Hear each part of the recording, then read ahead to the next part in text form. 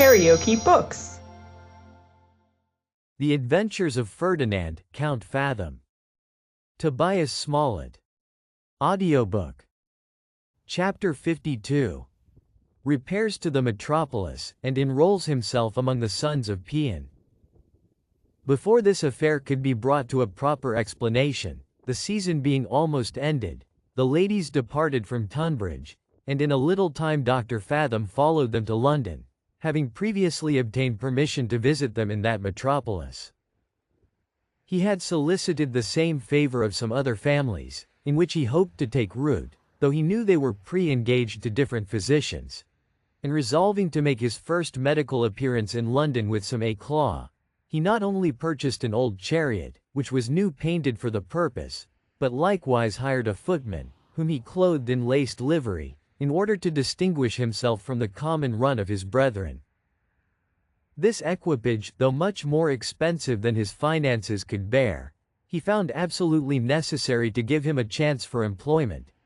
as every shabby retainer to physic, in this capital, had provided himself with a vehicle, which was altogether used by way of a traveling signpost, to draw in customers, so that a walking physician was considered as an obscure peddler, trudging from street to street, with his pack of knowledge on his shoulders, and selling his remnants of advice by retail. A chariot was not now set up for the convenience of a man sinking under the fatigue of extensive practice, but as a piece of furniture every way as necessary as a large periwig with 3 tails. And a physician, let his merit, in other respects, be never so conspicuous, can no more expect to become considerable in business, without the assistance of this implement, than he can hope to live without food, or breathe without a windpipe. This requisite is so well understood, that, exclusive of those who profess themselves doctors, every raw surgeon, every idle apothecary, who can make interest with some foolhardy coachmaker, may be seen dancing the bays in all places of public resort, and grinning to one another from their respective carriages. Hence proceed many of those cruel accidents which are recorded in the daily papers. An apothecary's horses take fright, and run away with his chariot, which is heard of no more. An eminent surgeon being overturned, is so terrified at the thoughts of mutilation, that he resolves to walk on foot all the days of his life. And the coachman of a physician of great practice, having the misfortune to be disabled by a fall from the box, his master can never find another to supply his place. None of these observations escaped the penetrating eye of Fathom, who, before he pretended to seat himself in this machine, had made proper inquiry into all the other methods practiced, with a view to keep the wheels in motion. In his researches, he found that the great world was wholly engrossed by a few practitioners who had arrived at the summit of reputation, consequently were no longer obliged to cultivate those arts by which they rose, and that the rest of the business was parceled out into small enclosures, occupied by different groups of personages, male and female, who stood in rings, and tossed the ball from one to another, there being in each department 2 sets, the individuals of which relieved one another occasionally. Every knot was composed of a waiting woman, nurse, apothecary, surgeon, and physician, and sometimes a midwife was admitted into the party, and in this manner the farce was commonly performed. A fine lady, fatigued with idleness, complains of the vapors, is deprived of her rest, though not so sick as to have recourse to medicine. Her favorite maid, tired with giving her attendance in the night, thinks proper, for the benefit of her own repose, to complain of a violent headache, and recommends to her mistress a nurse of approved tenderness and discretion, at whose house, in all likelihood, the said chambermaid hath oft given the rendezvous to a male friend. The nurse, well skilled in the mysteries of her occupation, persuades the patient, that her malady, far from being slight or chimerical, may proceed to a very dangerous degree of the hysterical affection, unless it be nipt in the bud by some very effectual remedy. Then she recounts a surprising cure performed by a certain apothecary, and appeals to the testimony of the waiting woman, who being the gossip of his wife, confirms the evidence, and corroborates the proposal. The apothecary being summoned, finds her ladyship in such a delicate situation, that he declines prescribing, and advises her to send for a physician without delay. The nomination of course falls to him, and the doctor being called, declares the necessity of immediate venesection, which is accordingly performed by a surgeon of the association. This is one way of beginning the game. Though the commencement often varies, and sometimes the apothecary and sometimes the physician opens the scene. But, be that as it will, they always appear in a string, like a flight of wild geese, and each confederacy maintains a correspondence with one particular undertaker. Fathom, upon these considerations, set up his rest in the first floor of an apothecary in the neighborhood of Charing Cross, to whom he was introduced by a letter from a friend at Tunbridge, and who being made acquainted with his ability and scheme, promised to let slip no opportunity of serving him, and, indeed, seemed to espouse his interest with great alacrity. He introduced him to some of his patients, on the strength of a gratis visit, sounded forth his praise among all the good women of his acquaintance, and even prevailed upon him to publish advertisements, importing that he would every day, at a certain time and place, give his advice to the poor for nothing, hoping that, by means of some lucky cure, his fame might be extended, and his practice grow into request. In the meantime his chariot rolled along through all the most frequented streets, during the whole forenoon, and, at the usual hour, he never failed to make his appearance at the medical coffee-house, with all that solemnity of feature and address, by which the modern sons of Paean are distinguished, not but that he was often puzzled about the decision of his diurnal route. For the method of driving up one street and down another, without halting, was become such a stale expedient, that the very prentices used to stand at the shop doors, and ridicule the vain parade. At length, however, he perused the map of London with great diligence, and, having acquired a distinct idea of its topography, used to alight at the end of long narrow thoroughfares and paved courts, where the chariot was ordered to wait till his return, and, walking with great gravity through the different turnings of these alleys, regain his carriage by another passage, and resume his seat with an air of vast importance. With a view to protract the time of his supposed visits, he would, at one place, turn aside to a wall, at another, cheapen an urinal, at a third corner, read a quack advertisement, or lounge a few minutes in some bookseller's shop, and, lastly, glide into some obscure coffee-house, and treat himself with a dram of usquebaugh.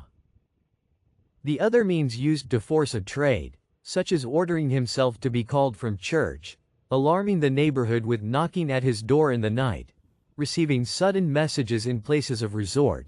and inserting his cures by way of news in the daily papers, had been so injudiciously hackneyed by every desperate scholar in physic, that they had lost their effect upon the public, and therefore were excluded from the plan of our adventurer, whose scheme, for the present, was to exert himself in winning the favor of those sage sibyls, who keep, as it were, the temple of medicine, and admit the young priest to the service of the altar.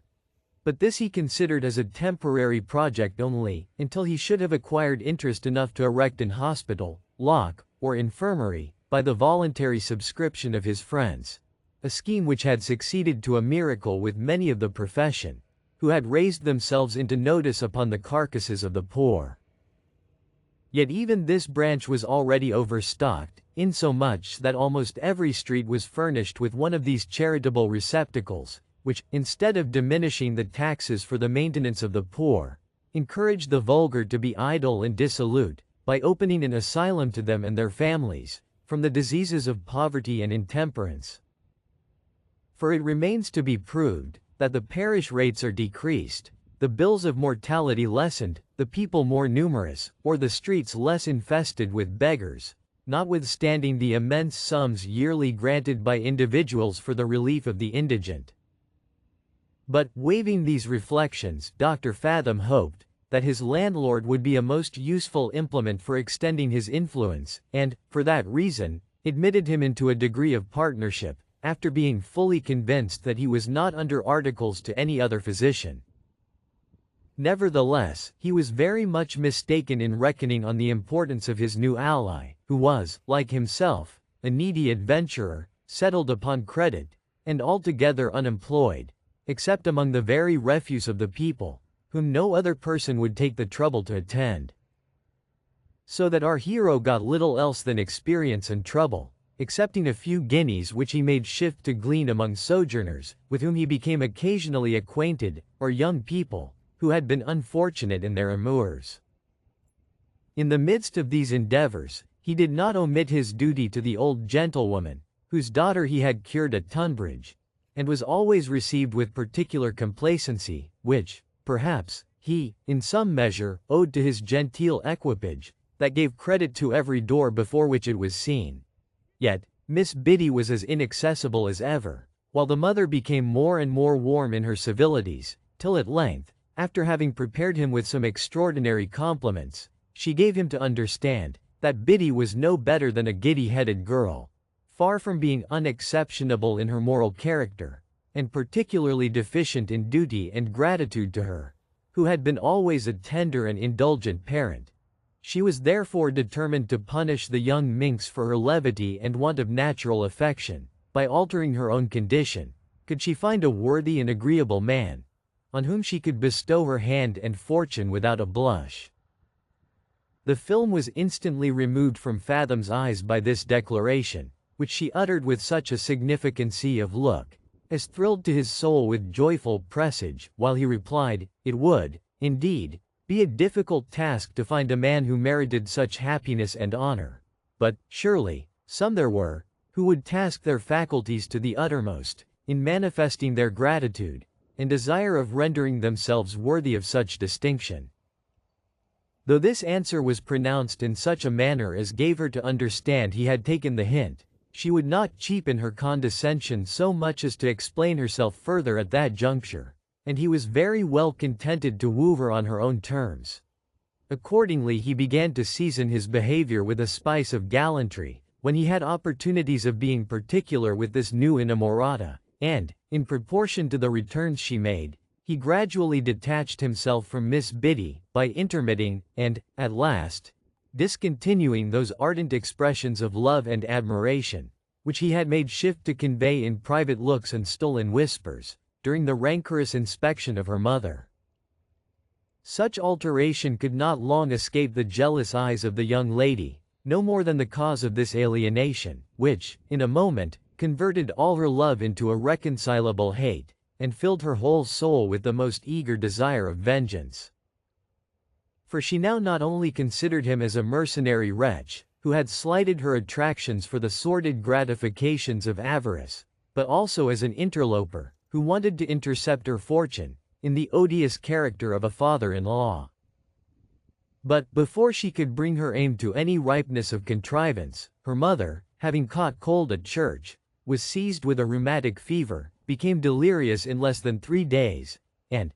notwithstanding all the prescriptions and care of her admirer, gave up the ghost, without having retrieved the use of her senses, or been able to manifest, by will, the sentiments she entertained in favor of her physician, who, as the reader will easily perceive, had more reasons than one to be mortally chagrined at this event. Miss Biddy, being thus put in possession of the whole inheritance, not only renounced all correspondence with Dr. Fathom, by forbidding him the house, but likewise took all opportunities of prejudicing his character, by hinting that her dear mamma had fallen a sacrifice to his ignorance and presumption. If you liked what you heard, please subscribe to the channel.